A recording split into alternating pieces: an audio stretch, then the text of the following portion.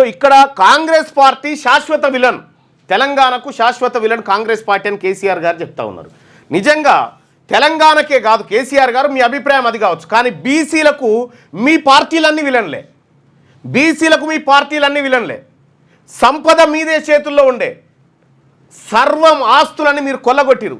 ఇవాళ కాంగ్రెస్ పార్టీ కూడా నిజంగా రేవంత్ రెడ్డి గారు ఏం చెప్పినావు, విద్యుత్ కొనుగోలు కమిషన్ వేస్తున్న కేసీఆర్ను గుంజుకొస్తా లోపటేస్తా అంటివి, ఔటర్ రింగ్ రోడ్డుది కేటీ రామారావును గుంజుకొచ్చి లోపటేస్తా అంటివి, కాళేశ్వరం విషయంలో హరీష్ రావును గుంజుకొస్తా లోపటేస్తా అంటివి, వీళ్లకు చెర్లపల్లి జైల్లోనే డబుల్ బెడ్రూమ్ ఇల్లు కట్టిస్తా అని చెప్తివి. ఇన్ని చెప్పినావు, ఏమన్నా చేసినావా? నీ వల్ల ఏమీ కాదు అనేది స్పష్టత వచ్చింది. ఈ కాళేశ్వరం విషయంలో ఇలా ఒక ఏసీబీ ఒక అధికారిని, హరిరామ్ నాయక్ అనేటువంటి అధికారిని అరెస్ట్ చేసింది. అరెస్ట్ చేసి జైలుకు పంపించారు. ఎన్నడన్నా కాళేశ్వరం నిర్మాణం దగ్గర నుంచి నిన్నటి వరకు ఈ హరిరామ్ నాయక్ పేరు ఎప్పుడన్నా విన్నారా మీరు? ఇన్లే. కాళేశ్వరం కట్టడాల్లో ఇదే రేవంత్ రెడ్డి గారు లక్షల కోట్ల అవినీతి జరిగింది, కేసీఆర్ ఇంత తిన్నాడు, కేటీఆర్ ఇంత తిన్నాడు, కవిత ఇంత తిన్నది, హరీష్ రావు ఇంత తిన్నాడు, ఈ వెంకట్రామరెడ్డి ఇంత తిన్నాడు, ఇవే చెప్పారు కదా. మరి హరిరామ్ పేరు ఎక్కడ రాలేదు? ఎందుకు ఇవాళ హరిరామ్ ఎందుకు బలి అయిండు అంటే ఈ లైవ్ చూస్తున్న ప్రజలు అర్థం చేసుకోవాల్సిన విషయం ఏంటంటే, పులుడు ఏడ కొట్టుకొని కొరుక్కొని చంపుకోవు, అవి మేకల్నే చంపుతాయి. ఇవాళ ఒక లంబాడోళ్ళ బిడ్డ హరిరామ్ నాయకు తన జీవితం అంతా కష్టపడి ఆయన 1 కోటి సంపాదించిండా 2 కోట్ల తెలియదు, కానీ దానికో 300 కోట్లు 400 కోట్లు సంపాదించిండని చెప్పి ఇవాళ సిద్దిపేట ఎమ్మెల్యే, సిద్దిపేట నుంచి కలెక్టర్గా పనిచేసిన వెంకట్రామిరెడ్డి గారిని అరెస్ట్ చేసే దమ్ము ఈ కాంగ్రెస్ పార్టీకి ఉందా? ఎందుకు? ఈయన కంటే ఎక్కువ సంపాదించిండు కదా ఆయన. ఈ భూసేఖ్ రంగనాయక సాగరు, పోషమ్మ సాగరు, ఇవి అవి అన్నీ ఆయనే కదా చేసింది. అనేకమైనటువంటి భూములు అక్రమాస్తులు సంపాదించారు కదా. వాళ్ళని ఒక్కరిని పట్టుకోకపోయా మన ఏసీబీ. కేసీఆర్ సంపాదించినటువంటి, సో ఒకవేళ ఈయనను పట్టుకునే కంటే ముందు ఈ కాళేశ్వరం మీద అనేకమైనటువంటి ఆరోపణలు ఇదే కాంగ్రెస్ పార్టీ చేసింది కదా, మెగా కృష్ణారెడ్డి చేసిండని చెప్పి ఆయనను ముట్టుకున్నారా? ఆయనను ముట్టుకోకపోతే విద్యుత్ కొనుగోళ్లలో జగదీశ్వర్ రెడ్డి మంత్రిగా ఉన్నాడని దాన్ని వదిలేస్తేవి, ఆ రెడ్డి ఆయనను వదిలేస్తావు, ఈ రెడ్డి ఆయనను వదిలేస్తావు, ఆ రెడ్డి ఆయనను వదిలేస్తావు, మా ఎస్టీ బిడ్డ మా నాయకుని హరిరామ్ నాయకును అవినీతి కేసులో ఇరికిచ్చి లోపలికి పంపి ఇది కాళేశ్వరం కేసు క్లోజ్ అని చెప్పదలుచుకున్నావా? అట్లా ఏందన్నట్టు దీని అర్థము? ఎక్కడ పోయినాయి మా గిరిజన సంఘాలన్నీ? కాంగ్రెస్ పార్టీ ఇవాళ ఎక్కడైతే ఎస్టీ స్థానాలు ఏవైతే ఉన్నాయో అక్కడ మినిమం 40-50 వేల ఓట్ల మెజార్టీతో గెలిచినాయి. మరి ఇలా కాంగ్రెస్ పార్టీ గద్దె మీద కూర్చోబెట్టింది లంబాడా బిడ్డలు, ఎస్టీ బిడ్డలే కదా. మరి ఆ ఎస్టీ బిడ్డలకు నువ్వు ఇచ్చినటువంటి రిటర్న్ గిఫ్ట్ ఏంది? మీరు ఇంతకంటే ఎక్కువ అవినీతి సొమ్ముతోని కులికిరు కదా మీరంతా, అగ్రవర్ణాలంతా. మీరు సేఫ్గా ఉంటారు, రెడ్లు వెలమలు మీరు సేఫ్గా ఉంటారు, బలిక బక్రాలు ఎస్సీ ఎస్టీ బీసీలా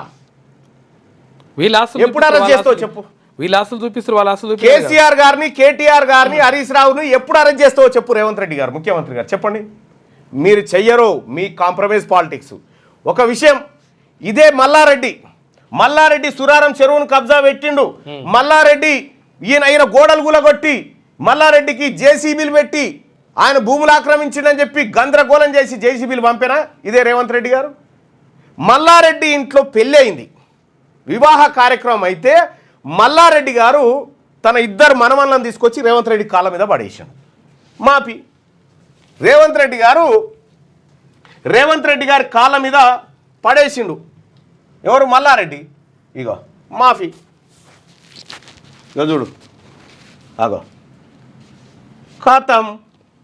మల్లారెడ్డి పాపాలన్నీ మాఫీ. చూసుకుందాం రారా గూట్లే హౌలే అనుకున్నారు వీళ్ళంతా. అంటే వీళ్ళంతా ఒక్కటే అనేది మనం అర్థం చేసుకోవాల్సినటువంటి విషయము. వీళ్ళంతా ఒకటే అనేటువంటి సత్యాన్ని మనం గ్రహించాలి. ఇంత క్లియర్గా ఏమైంది? మల్లారెడ్డి మీద చర్యలు ఏమైపోయినాయి, వీళ్ళందరి మీద చర్యలు ఏమైపోయినాయి? వీళ్ళంతా ఇప్పుడు కడిగిన ముత్యాలు ఎట్లా అయిపోయినారు?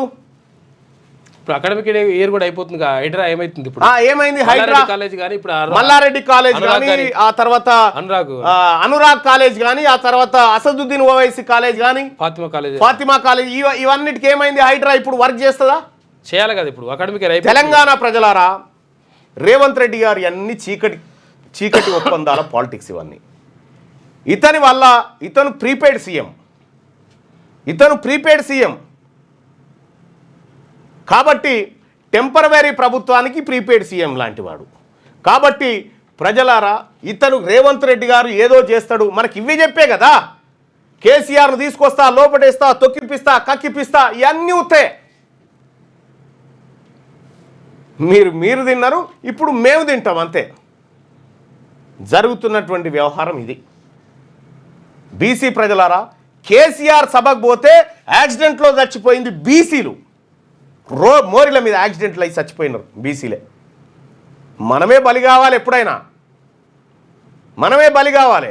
ఎన్ని రోజులు బలి కావాలి, ఇంకా ఎట్లా బలి కావాలి, ఎందుకు బలి కావాలి? ప్రజలు అర్థం చేసుకోవాల్సినటువంటి సమయం. ఇవాళ కేసీఆర్ సభ పెడితే కేసీఆర్కు తగ్గట్టుగా ఒక్క కౌంటర్ మాట్లాడేటువంటి ఒక నాయకుని, ఒక మంత్రి ఉన్నాడేమో చూపెట్టరి చూద్దాం. రేవంత్ రెడ్డి కూడా అన్నాడు. ఇప్పుడు రేవంత్ రెడ్డి ఆయన వీక్కోలేక ఆయన చేస్తా ఉన్నాడు. ఇప్పుడు ఈ ఉంటుందా పోతుందా ఈ పదవని. మరి ఈ పరిస్థితుల్లో మీ అభిప్రాయం ఏందని మనం అడగడం జరిగింది. ఎలకతుర్తి బీఆర్ఎస్ పార్టీ సభ సక్సెస్ అయిందా? ఎలకతుర్తి బీఆర్ఎస్ పార్టీ సభ సక్సెస్ అయిందా అంటే 59% మంది సక్సెస్ అయిందంటున్నారు, కాలేదు అని 41% మంది అభిప్రాయపడతా ఉన్నారు. మైహోం రామేశ్వరరావుని లోపలేస్తా అన్నాడు. TV9ను ముడ్ల పెట్టుకో అని చెప్పిండు, నిన్ను వదిలిపెట్టా అన్నాడు. అదెటు పోయిందో మొత్తం కాంప్రమైజే. మనకి రాజకీయాలు అర్థమయ్యే వరకలా మళ్ళీ ఎన్నికలు వస్తాయి. అందుకోసమే బీసీ ప్రజలారా, వీళ్ళందరూ ఈ పార్టీలు బీసీలకు శాశ్వత శత్రువులు. ఇవాళ ఈ వేదిక నుంచి ప్రకటిస్తా ఉన్నా. కేసీఆర్ ఏమో బీసీల రిజర్వేషన్ 33 నుంచి 23కు తగ్గించిన మహానాయకుడు. 42% రిజర్వేషన్ ఇస్తాను బీసీలను మభ్యపెట్టి ఓట్లలోకి వచ్చినటువంటి నాయకుడు కేసీఆర్, రేవంత్ రెడ్డి గారు. బీసీలకు రిజర్వేషన్ ఇవ్వమంటే ఇవ్వకుండా ఈడబ్ల్యూఎస్ కోటా తెచ్చి బీసీల నోట్లో మట్టి కొట్టింది భారతీయ జనతా పార్టీ. వీళ్ళు శాశ్వతంగా బీసీ ద్రోహులు. వీళ్ళు ఎప్పటికీ మన వాళ్ళు కాదు. బీసీలు రాజ్యాధికారం కోసం కొట్లాడతారు. ఇక అధికారం ఇవ్వాల్సి వస్తుంది అన్నప్పుడు ఈ ముగ్గురు ఒకటైతారు. మీరు చూడండి, అదే జరుగుతుంది. మీ పిల్లలు ఐఐటి ఎంసెట్ లాంటి కాంపిటేటివ్ ఎగ్జామ్స్ కి ప్రిపేర్ అవుతున్నారా? జాబ్స్ కోసం చేసే ప్రయత్నంలో విఫలమవుతున్నారా? ఇంగ్లీష్ పై పట్టు సాధించలేక పోటీ ప్రపంచంలో వెనుకబడుతున్నారా? స్టేట్ సిలబస్ అయినా సెంట్రల్ సిలబస్ అయినా అన్ని సబ్జెక్టులు ఇప్పుడు ఒక్క క్లిక్ లో. షేక్ స్పైకర్ ఇప్పటి వరకు ఎవరు తయారు చేయలేని విధంగా రూపొందించబడిన సరికొత్త యాప్. ఇప్పుడే షేక్ స్పైకర్ యాప్ ని ప్లే స్టోర్ నుండి డౌన్లోడ్ చేసుకోండి. కేవలం 1000 రూపాయలకే 7 ఏళ్ల పాటు సబ్స్క్రిప్షన్ పొందండి.